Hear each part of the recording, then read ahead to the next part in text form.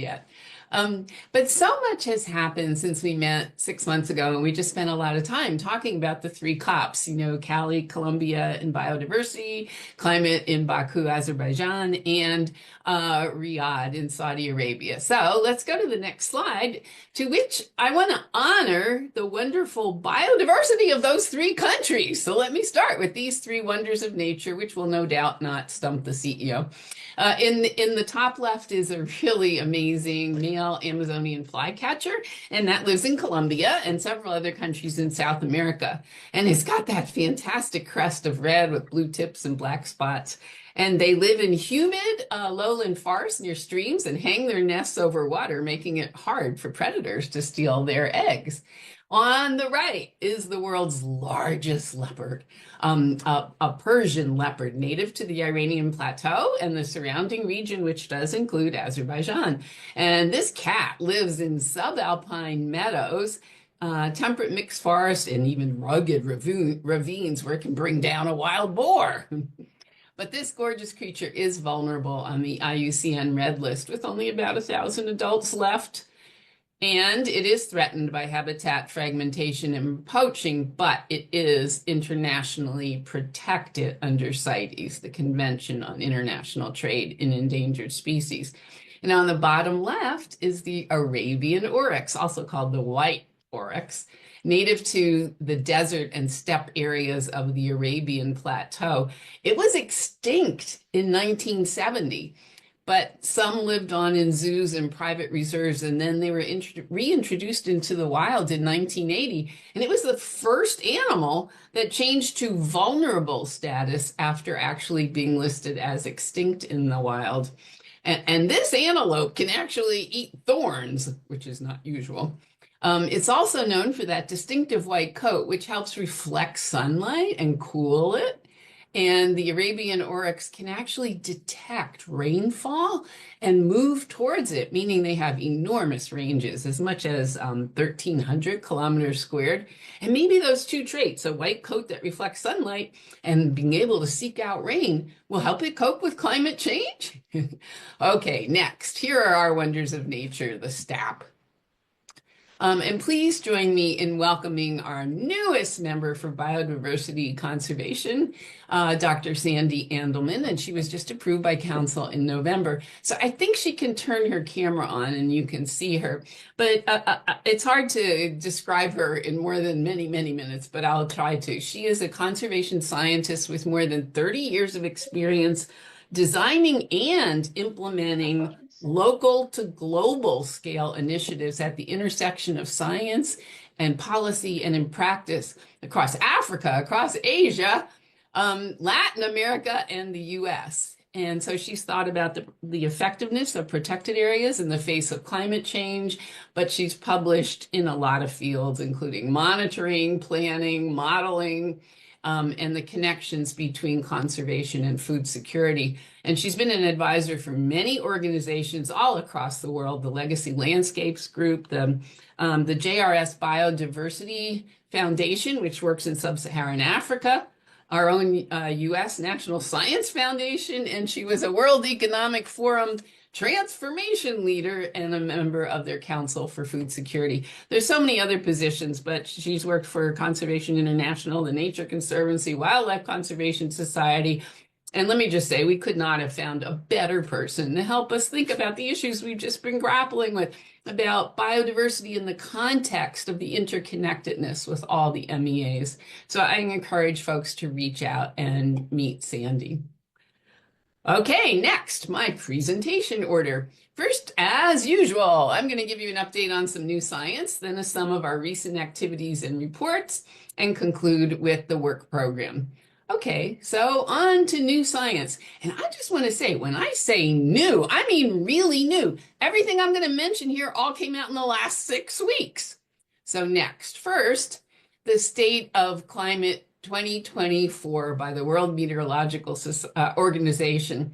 Okay, yeah, no, not good news. 25 of the 35 indicators are at record levels, and those include greenhouse gases like CO2 and methane, and the land and sea surface temperatures, ocean acidity, sea level rise, etc. And we know the last 10 years were the warmest on record. And 2024 is likely going to be the warmest on record. I mean, we know that long-term warming of the planet still remains below 1.5 degrees C, but we are on track actually for this year to be 1.5 degrees C above pre-industrial.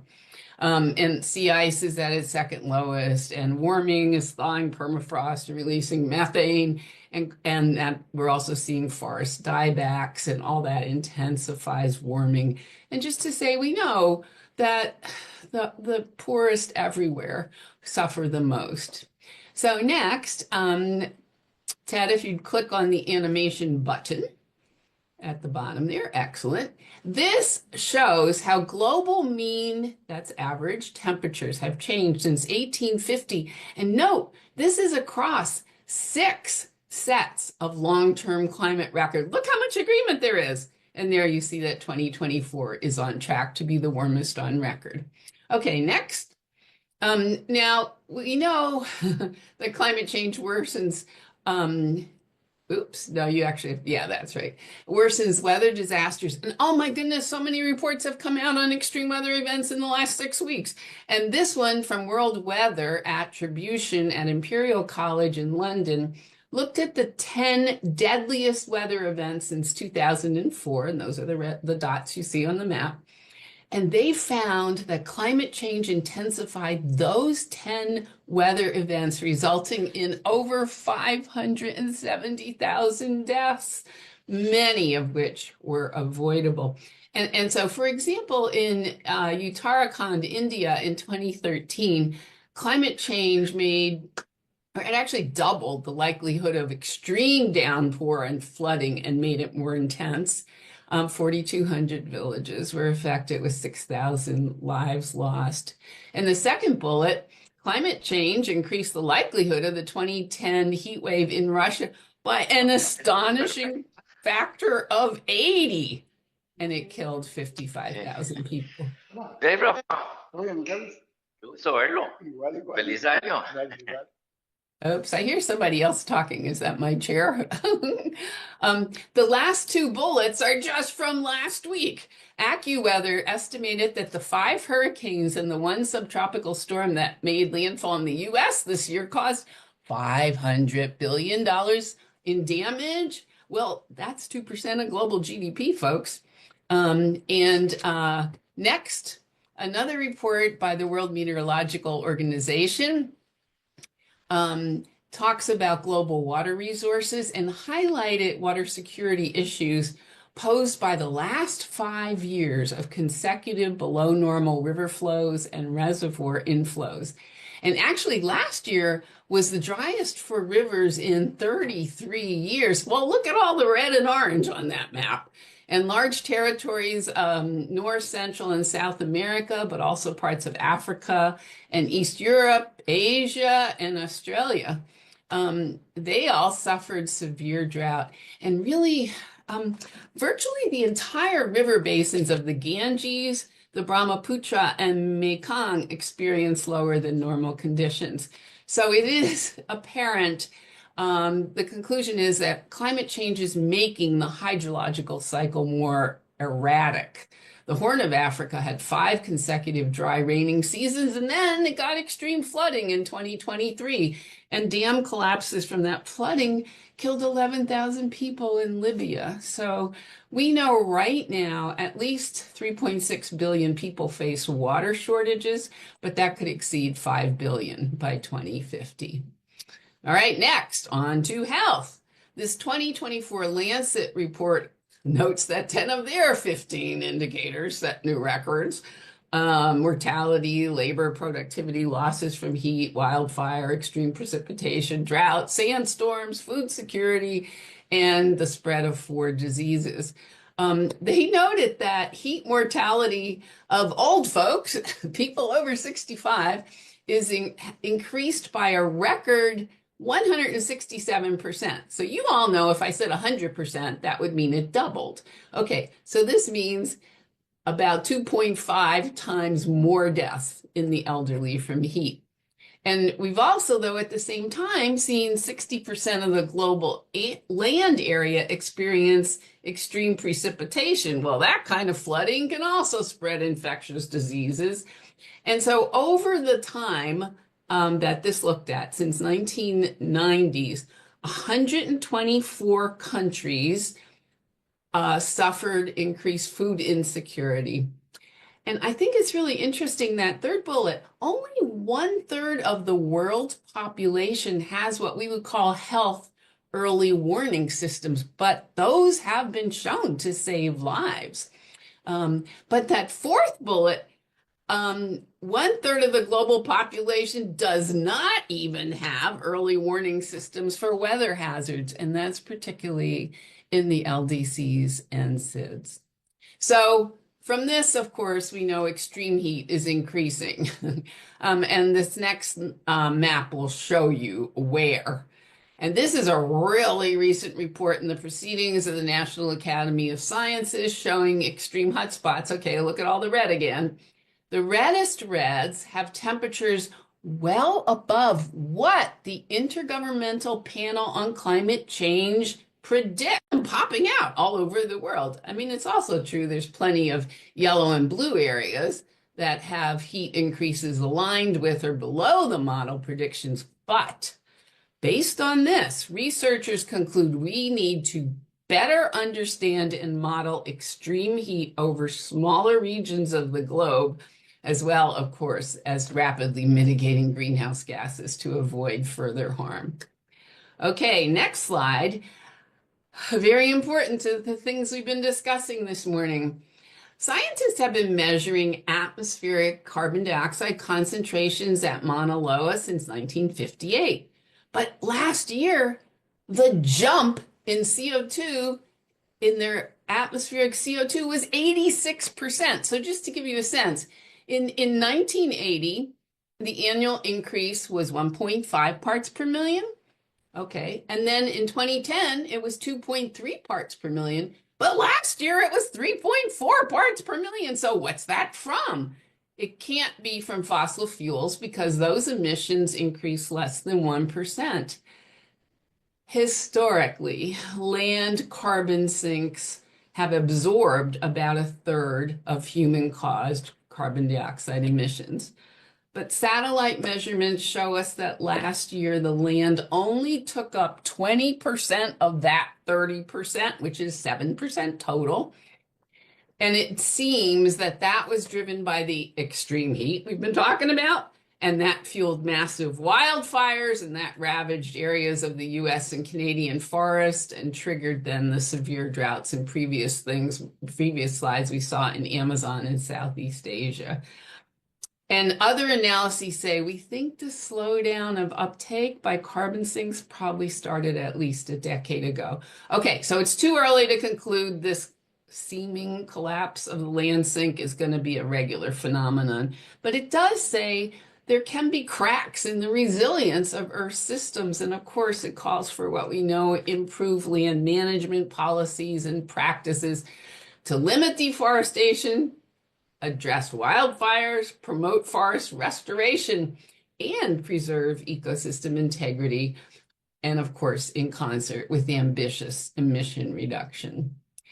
Next, we were talking about the CCD, and this is one of the reports that came out during their stepping back from the precipice, and the land is increasingly under threat with degradation expanding. So the current land area degraded is 15 million square kilometers. That's bigger than Antarctica.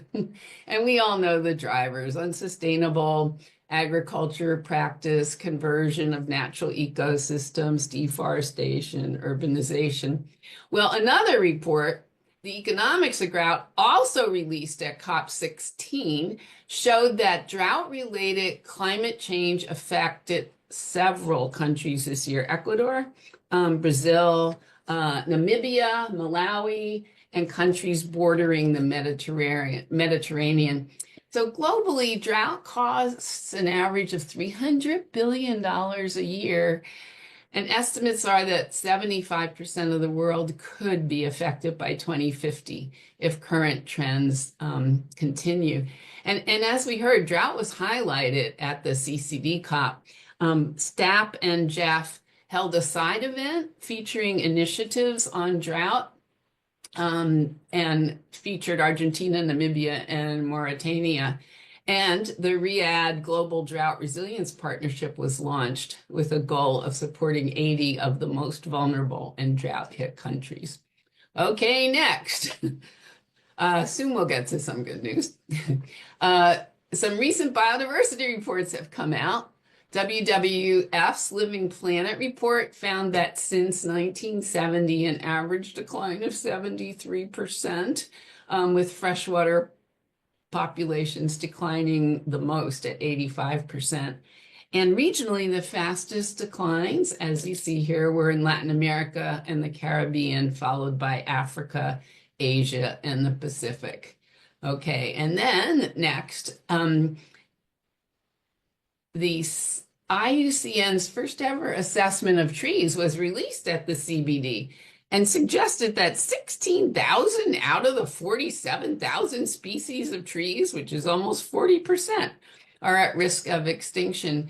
And trees are now a quarter of the species on the IUCN red list and at risk in 192 countries, but the largest percentage, the highest proportion at risk are on islands. Okay, and having just told you in the previous slide that terrestrial sinks could be decreasing, this is not good news. And many, many human livelihoods depend on trees. Okay, next. I thought you'd be ready for some good news. This is the first official review of progress towards the 30 by 30 target of the Kunming Montreal Global Biodiversity Framework done by UNEP and IUCN. And it finds that globally, 17% of lands and 8% of the ocean and coastal areas are already protected and conserved. And those numbers have increased in the last 4 years. And 51 countries and territories already exceed their 30% land target. I think Namibia, Brazil, and Cambodia are in there.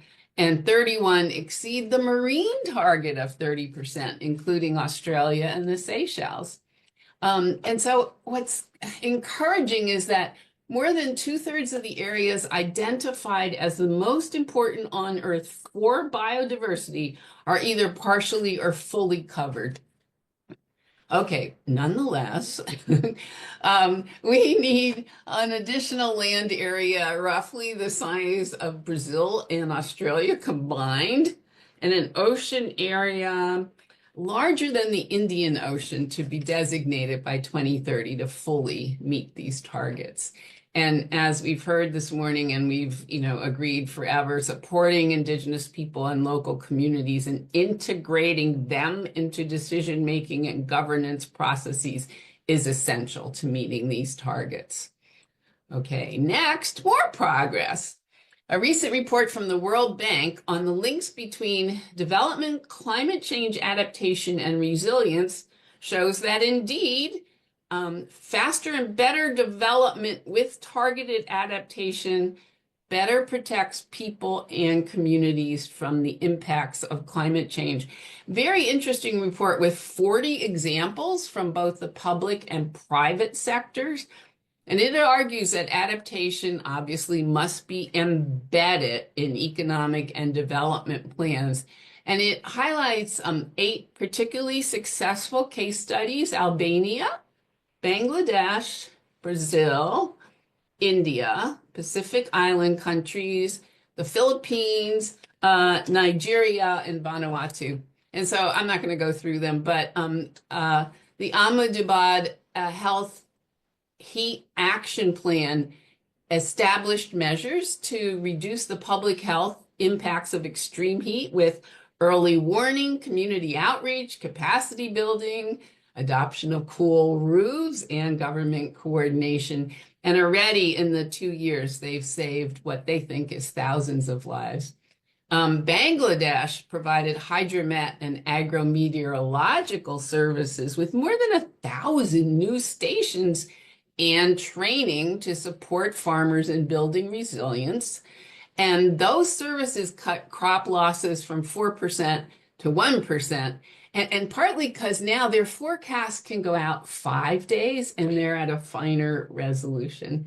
And they also warn people ahead of extreme events. So before Cyclone Mocha this year, farmers were told, harvest your crops that are 80% mature. And so that was very important. And then Vanuatu develops it has a climate and disaster resilience development plan that has climate and disaster risk and resilience, and it's embedding it in policies, legislation, and land use planning, strengthening institutions and policy reforms. And so they're saying this has improved policy coherence, words we love, and institutional preparedness for climate change and disaster management. All right, now on to our activities and reports. Next, STAP appreciates our increased involvement with the GEF partnership and with countries and the MEIAs. Here are some examples. We were recently at the CCD and the CBD COP. And actually, dear CEO, the dancing praying mantis here reminds me of the GEF breakfast meetings in Cali, where spontaneous salsa dancing would break out, including required partnership by our own CEO. But you also see in the third bullet, all the workshops and several of the current IP meetings STAP attended all across the globe. And we're grateful that you want STAP's input and find it valuable. Okay, so I just want to reiterate that at the last 3 assemblies, STAP produced reports summarizing emerging S&T science and tech issues and what the next 4-year period of GEF might want to consider, just to get thinking going early before the replenishments. And here are the hot links to those 3 reports. In Cancun, in 2014, we emphasized integration as key to achieving GEBs across these increasingly interconnected issues. Then in 2018 in Da Nang, we further embraced interconnections between environment and social challenges and the importance of systems thinking, such as through food systems, circular economy, environmental security. And in 2023 in Vancouver, we stressed transformation, science, and durability of outcomes, a higher risk appetite for innovation, and enhanced monitoring, evaluation, and learning. Okay, next. So at the last council meeting, I said we would offer our early thoughts on GEF 9 at this council meeting. And I promised we would build on, gosh, I think it's 5 things. Our assembly presentation in Vancouver, our GEF 7 and GEF 8 advisory papers, 6 virtual consultations we held before the June council, 3 in the Eastern Hemisphere and 3 in the West, 4 the dinner STAP hosted for council in June, and 5 the 2-day expert workshop we held right after the week-long council meeting in June. And at the expert workshop, we had folks from all walks of life and all around the world, and we discussed how change could be mobilized towards positive tipping points, again, focusing on a whole of society approach, policy coherence, and catalyzing transformation for global environmental benefits and how to translate those into practice. I want to say we had youth, philanthropy, NGOs, the academics, the private sector, civil society agencies, and we let them free range, and they were not shy. Their conclusions were, GEF is now 30 years old, and as an adult, it should have a clear vision of what it wants to be and what it wants to accomplish. They suggested that its next few years should be characterized by having a clear goal, but also theory of change for GEF 9. They reiterated some of the things we heard from council a few minutes ago. GEF needs to be involved in many kinds of partnerships, and to the extent that GEF can take advantage of movements that are happening with youth, with women, with IPLCs, it should engage those actively, and the group endorsed citizen science, as we talked about yesterday. They also, said Jeff's money can't be transformational on its own. It must absolutely leverage the vast sums of the IMF, the MD, multilateral development banks, philanthropy, etc. They mentioned that an increased focus on stakeholder engagement is most welcome, but we do need to address issues of equity and power dynamics. And finally, they said, you know what? Artificial intelligence is going to rule the world. Jeff, you can't afford to lose the lessons from your 30 years of projects. Mine them. Okay, next. So now to the paper we sent to you. STAP's initial perspective on GEF 9, built on those 5 things that I mentioned. If you read it, it reviews the implications of current global trends and the context for future GEF investment. And then we synthesize key priorities that need to be addressed. And all that pre-work led to these 7 recommendations. Now, before I go into each, I just want to say 3 things. 1, the importance of defining the specific contributions which GEF can realistically make to achieving larger system transformation is important. 2nd, we have to set ambitious but realistic targets that we can measure and show how GEF working with others can contribute meaningfully to systemic transformation. And then, of course, finally, we can't, as GEF, achieve transformational change unless we are very strategic in seeking to influence and reinforce action by governments, the private sector, civil society, and work with all of those in partnerships. So like the tree on this slide with branches reaching out to the sun, our recommendations have several dimensions, all with the goal of creating a synergy that leads to achieving systemic transformation. Okay, next. It's not going to surprise you that our first recommendation is to develop a robust theory of change to guide investment and to coordinate across all of the GEF portfolio, including the focal areas. And in that theory of change, to show what GEF can contribute to transformation in some key systems, for example, food systems, forest systems, cities, and to avoid spreading resources too thinly and potentially losing impact. But for each system, there will need to be priority goals and clearly articulate the pathway to get to them, showing how both focal areas and integrated programs can contribute synergy to achieving transformation. As you know, the GEF 8 theory of change had levers for transformation, and those were 4. They were governance and policies, financial, multi-stakeholder dialogue, and innovation. So, of course, those 4 are very important, and we may want to, continue those for GEF 9. We might want to think about a small set of others that could usefully be considered too, capacity strengthening within countries, behavioral change, strategic communication. At any rate, whatever levers are chosen, they will have to be clearly defined with an explanation of its purpose and role. Okay, next, innovation and manage risk. The GEF risk appetite adopted shows that Council has a high appetite for innovation risk taken in pursuit of transformation. And I think that signals an important change in expectations. And as I've said, the GEF strategy should define GEF's role in delivering innovative solutions. In that respect, I think that we concluded GEF's role can help identify problems where innovation is needed, identify a process to bring in innovative ideas and learn from them, and ensure that successful solutions are adopted and scaled effectively. So that means, as you know, that innovation needs to be embedded in project design in the cycle.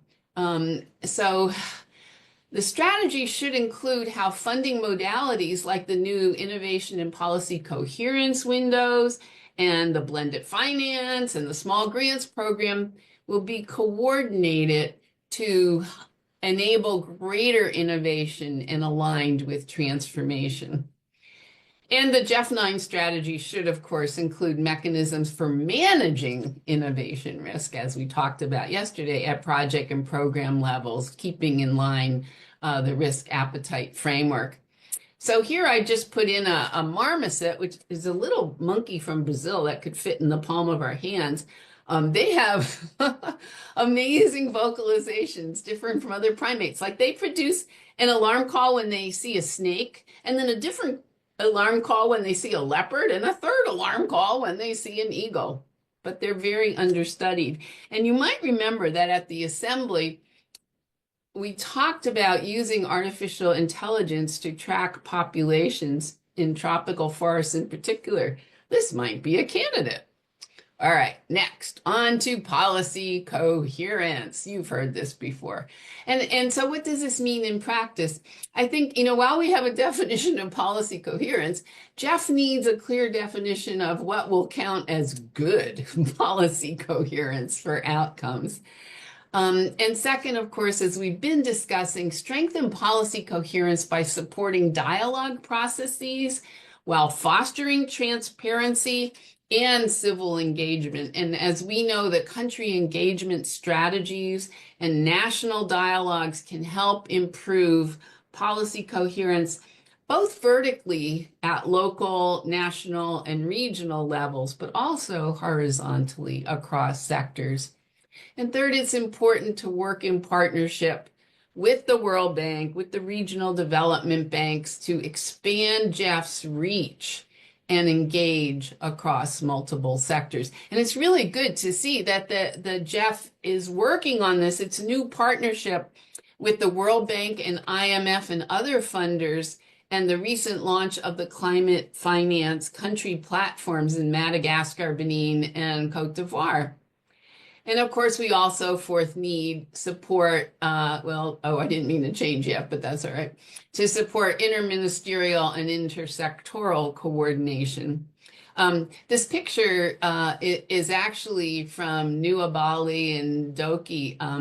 It's High for a High Integrity Forest Initiative is a new financing mechanism that's seeking to bring financial flows towards high integrity forests, as opposed to the traditional market-based approaches where you try to get money into degraded forests or to restore them. But preserving high integrity forest is very important too. All right, now on to 4, enabling civil society to strengthen the social foundations for transformation. The whole of society evolving approach of GEF clearly indicates a greater commitment to engagement with civil society, to bring in diverse perspectives and diverse knowledge that can improve both the legitimacy and the durability of GEF investments. And often the most effective way to engage civil society is to help support or address gaps in existing multi-stakeholder initiatives and to strengthen the capacity of civil society to participate fully, as I think we've heard several times from Columbia so far. So the role of civil society in project design should be strengthened through early input on priorities, before project identification, on gauging their preferences for a menu of options, and incorporating civil society in the design processes and tapping into local expert advisory groups. So that is related also to comments yesterday that we heard from the SIDS. Indigenous peoples and local communities have major contributions to make to conserving biodiversity and impeding deforestation and improving food security. So empowering them to develop more cost-effective solutions while improving their livelihoods and well-being and maintaining their critical ecosystems services are essential. All right, on to market transformation. Strengthening national policy and regulatory environments can help to influence private sector decision making to reduce environmental harms and generate more positive outcomes. And many countries, as I just said, need capacity support. And if there is capacity support, that can attract more private finance. So the GEF can increase its effectiveness by making more use of the expertise of financing agencies that have economy-wide mandates like the World Bank and deep country expertise that can help identify what investments and expenditures are being planned by the private sector and how those can be influenced by public policy, regulatory decisions, and GEF investment.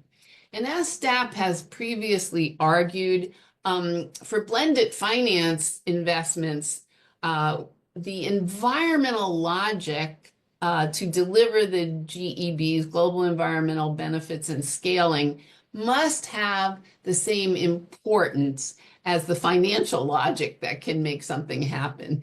And I do think it would be important to put in place mechanisms to enable more rapid learning across blended finance instruments, investments, including systematizing that learning and then making it available to other financial actors. Yeah, well, this poor gray parrot is here, the Congo African gray parrot. This is definitely a market we want to change. Unfortunately, it has become so popular in the pet trade because it has unbelievable talent to mimic sounds and learn the meaning of words. It's in the top 3 most commonly traded birds. So they are stolen from the wild to supply the demand. Okay, not a market we want to support. Okay, on to revisit the GEF results framework. Here, we think we should revisit whether our core indicators are in fact sufficiently focused on the environmental outcomes we all seek. I mean, some are very strong at tracking environmental outcomes like greenhouse gases reduced or persistent or organic pollutants eliminated. But others like the land under restoration or shared water ecosystems under cooperative management. Okay, well, that doesn't have a quantifiable environmental impact. So, we have said before, STAP said that the results framework could highlight socioeconomic and adaptation co-benefits and their linkage with environmental goals. So tracking such benefits would provide a more integrated picture of GEF outcomes, and it could possibly broaden the constituency for investment in GEBs. And of course, with transformational change on our minds, indicators of transformational change would provide early signals of progress towards GEF's long-term goals. Maybe, for example, how GEF investment and partnerships influence enabling factors to scale innovation, or policies to advance policy coherence and investment flows into nature positive solutions. And this photo, I think, is lovely. Alternative livelihoods like seaweed farming relieve some of the pressures on fishing on depleted reefs to give them time to bounce back. This can be an important biodiversity food socioeconomic co-benefit. Okay, next. Okay, you expect knowledge always to show up in my talks. For systems transformation, it's essential that the GEF identify early lessons, enable rapid exchange, and support dynamic adaptive management in its projects and programs. The GEF needs to capture lessons learned on what worked and what didn't work, why and how, and in what context, and in a timely manner. So a system that is set up from the beginning to make more use of midterm reviews and annual performance implementation reports can generate early learning and knowledge and support adaptive management. We think such a system would use project lifecycle monitoring to answer key questions based on a theory of change that links action to outcomes. So knowledge management and learning systems should be integrated, transparent, open access, and network with other systems to increase effectiveness and expand GEF's influence. And GEF could contribute to the learning networks of other environmental investors as appropriate too. Okay, so those are the 7, but we do want to say, the CEO said at our STAP workshop, we are now at the end of GEF 7. This is a quote CEO, GEF 8 rather, cycle, and we've only just recently been able to start looking at results and outcomes from GEF 6 and 7. So again, going forward, we need an approach that allows earlier assessment. We can't wait for terminal evaluations. And so monitoring against the underlying assumptions in a project or program's theory of change and using these annual PIRs can help. And so the STAP and the IEO are working with the Moore Foundation and looking at their way of monitoring, evaluating, and learning and seeing if there's anything there that we can offer to GEF. And we're looking at FLUR, the Food Systems Land Use and Restoration Program, as a possible case study. So stay tuned. STAP is trying to help and select this Indo-Pacific bottlenose dolphin, which is called Shushuk in the Bengal language. We want GEF to be nimble and dynamic to capture lessons learned from us and from our partners. Okay. Quickly on our 2 papers, the first on community-based approaches. The IEO's evaluation of CBA recommended that GEF should provide more clarity and guidance on when and how to use them. So this paper sets out our contribution, which is a review of the literature. And it shows that CBA can be key to the success of a range of projects that involves changes in ecosystems where people hold either legal or practical rights.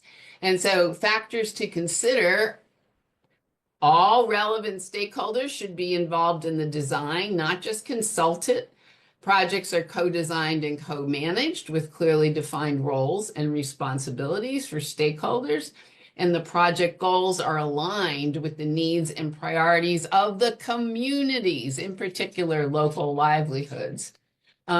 So we also suggest some questions to assess whether the CBA elements are being successfully incorporated in implementation. One example of a community-based approach in the Côte d'Ivoire protected area, which is a GEF project 3533, it improved the management of the fauna and habitat of the Coma National Park, and it established 23 village conservation groups and a participatory and well-functioning local park management committee with community, local authorities, and government reps.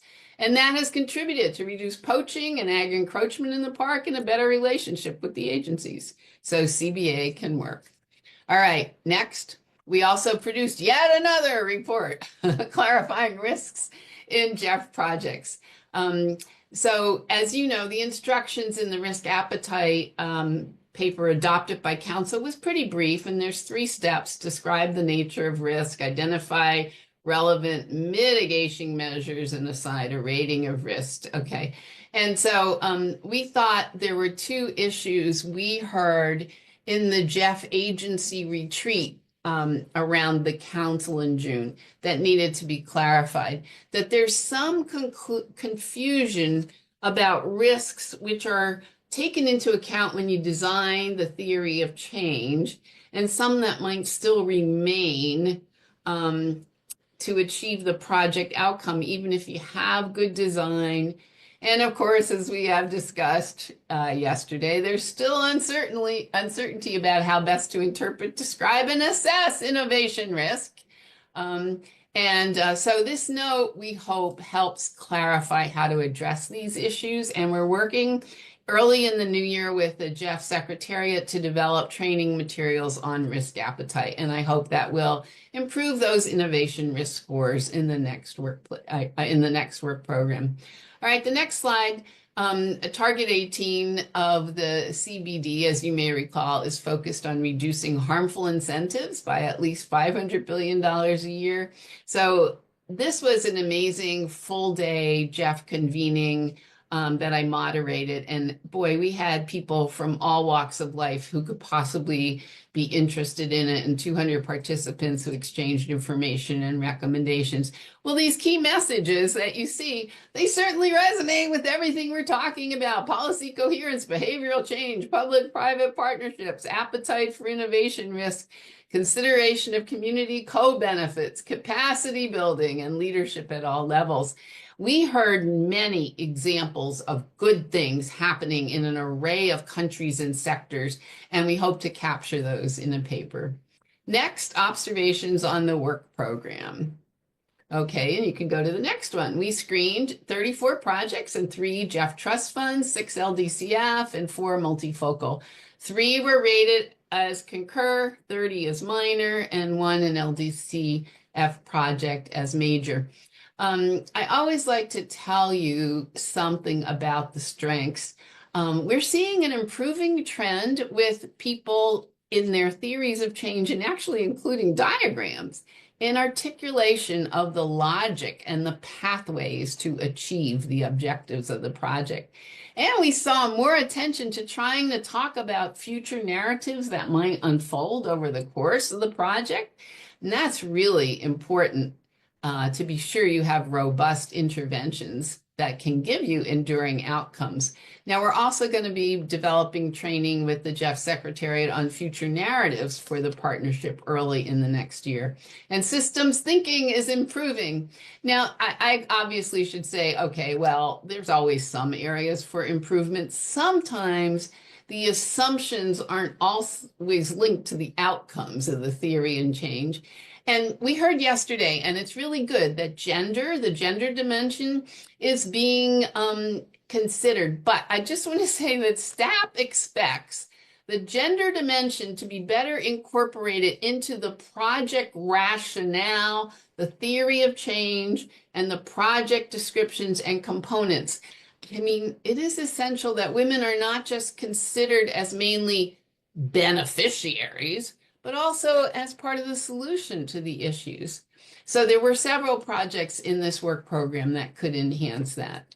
Okay, next, let me just talk quickly, and I'm almost done, to 2 projects which exemplified good project design. First, we heard about yesterday.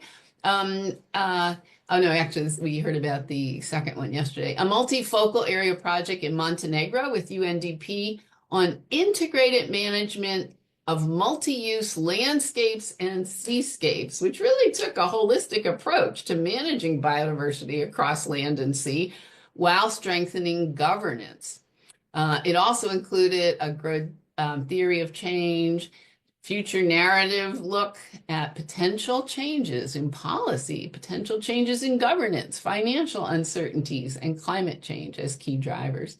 And then second, this is the one we talked about yesterday or today, the Global Chemicals and Waste Program led by UNIDO and ADB. Yeah, it incorporates gender in project design, but not only as the outcome of the impacts of this project on women, but also how women can be agents of change. And it actually includes gender-specific indicators for most of its components.